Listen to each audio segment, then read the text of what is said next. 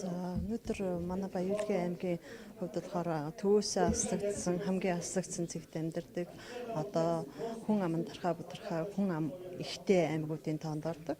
За сум эхийн эндэгдлийн хувьд болохоор манайхаа удаадараа одоо миллион олон арга хэмжээг авч явуулсны үр дүнд сүүлийн 3 жилдод манай аймгийн эхийн эндэгдэл буурч байгаа. Тэгтээ одоо доктортой хөгжлийн бодлогод нийцсэн хэмжээнд хүрч чадахгүй байна. Доктортой бууж чадахгүй байна гэсэн үг.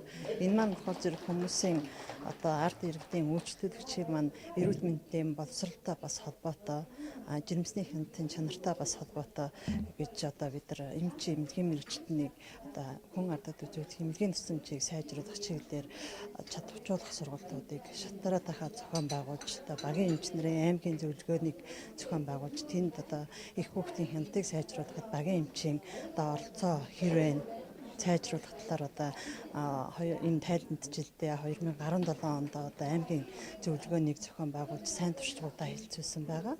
За мөн үүнтэй уялдуулаад одоо аймгийн эмчийн одоо хүүхдийн эндэгдэл бас манайх өндөр байдаг.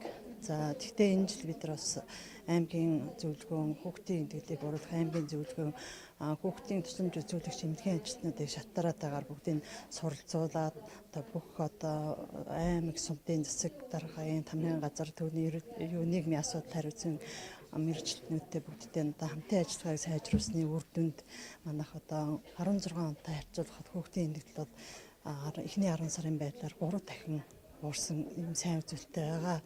Тэгтээ одоо цаашдаа бид нар одоо хүүхдийн эндэгдлийг улам сайн бууруулж одоо их хүүхдийн хяналтыг сайжруулах чиглэлээр одоо хамтын ажиллагааг дэвшлүүлж хамтран ажиллах зорилготой байгаа.